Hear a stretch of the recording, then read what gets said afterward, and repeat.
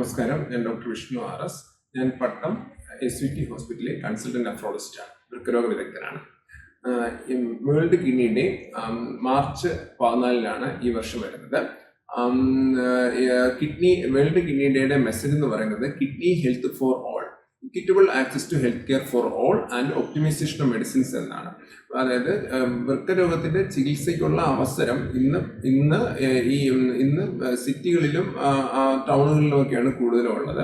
ഗ്രാമപ്രദേശങ്ങളിലും എല്ലാ ആൾക്കാർക്കും അത് പലപ്പോഴും ലഭിക്കാറില്ല. അതിന് പകരം ഈ ചികിത്സ എല്ലാവർക്കും, നഗരങ്ങളിൽ താമസിക്കുന്നവർക്കും ഗ്രാമങ്ങളിൽ താമസിക്കുന്നവർക്കും സമൂഹത്തിലെ എല്ലാ തുറകളിലുള്ളവർക്കും ഒരുപോലെ ഇക്വിറ്റബിളായിട്ട് കിട്ടണം, ഒരുപോലെ കിട്ടണം എന്നുള്ളതാണ് വേൾഡ് കിഡ്നി ഡേയുടെ ഇപ്പോഴത്തെ പ്രധാനപ്പെട്ട ഒരാശയം എന്ന് പറയുന്നത്. രണ്ടാമത് ഒപ്റ്റിമൈസേഷൻ ഓഫ് മെഡിസിൻസ് ആണ്. അതായത് മരുന്നുകൾ, കിഡ്നി രോഗികൾ പലതരം മരുന്നുകൾ കഴിക്കുന്നുണ്ട്.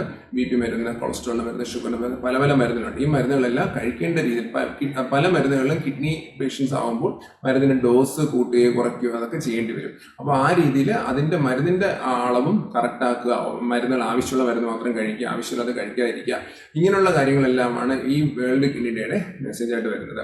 ഇത് എത്രത്തോളം ഇത് ഇമ്പോർട്ടൻ്റ് ആണെന്ന് നോക്കാം. നമ്മുടെ വൃക്കരോഗം നമ്മൾ പലപ്പോഴും പറഞ്ഞിട്ടുള്ളതുപോലെ വൃക്കരോഗം കണ്ടുപിടിക്കാൻ പ്രയാസമാണ്, ലക്ഷണങ്ങൾ ഉണ്ടാവാറില്ല, പലപ്പോഴും അവസാന സ്റ്റേജിലായിരിക്കും കണ്ടുപിടിക്കുന്നത്.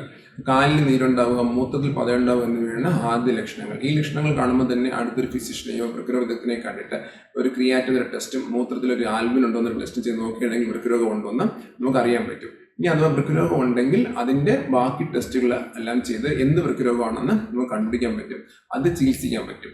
70% വൃക്കരോഗങ്ങളും ഉണ്ടാവുന്നത് ജീവിതശൈലി രോഗങ്ങളാണ്. അതായത് ഡയബറ്റീസ്, പ്രമേഹം, രക്താതിസമ്മർദ്ദം, ഹൈപ്പർ ടെൻഷൻ തുടങ്ങിയവയാണ് ഉണ്ടാവുന്നത്.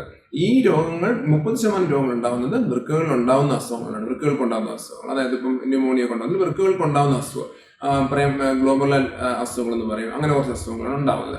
ഇതിൽ ഈ ജീവിതശൈലി രോഗങ്ങൾക്ക് പ്രധാനപ്പെട്ടതെന്ന് പറയുന്നത് ജീവിതശൈലി രോഗങ്ങൾ ഉണ്ടാവാതെ നോക്കുക എന്നുള്ളതാണ്. അഥവാ ഉണ്ടാവുകയാണെങ്കിൽ തന്നെയും അത് ഷുഗർ ആണെങ്കിൽ ഷുഗർ നിയന്ത്രിച്ചു പോവുക, BP ആണെങ്കിൽ BP നിയന്ത്രിച്ചു പോവുക, അതാണ്.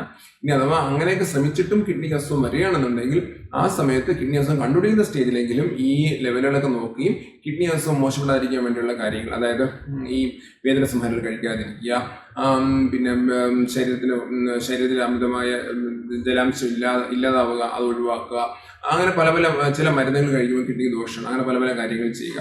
ഇങ്ങനെയെല്ലാം ചെയ്ത് അസുഖം മൂർച്ഛിക്കാതെ ഒരു വൃക്കയുടെ മുഴുവൻ ഫെയിലർ ആവാതെ, ഒരു ഒന്നും പോവാതെ വൃക്കയെ സംരക്ഷിച്ച് നിർത്തുക. ഇനിയുള്ളത് വൃക്കകളെ മാത്രം ബാധിക്കുന്ന രോഗങ്ങൾ. അത് നമ്മൾ സാധാരണഗതിയിൽ കുറേ ബ്ലഡ് ടെസ്റ്റുകളും വൃക്ക കുത്തി പരിശോധിച്ച് അസുഖം തന്നെ കണ്ടുപിടിച്ച് അതിന്റെ പ്രത്യേക ചില ചികിത്സകൾ ചെയ്താൽ അതും വൃക്ക രോഗം മൂർച്ഛിക്കാതെ തടയാൻ സാധിക്കും.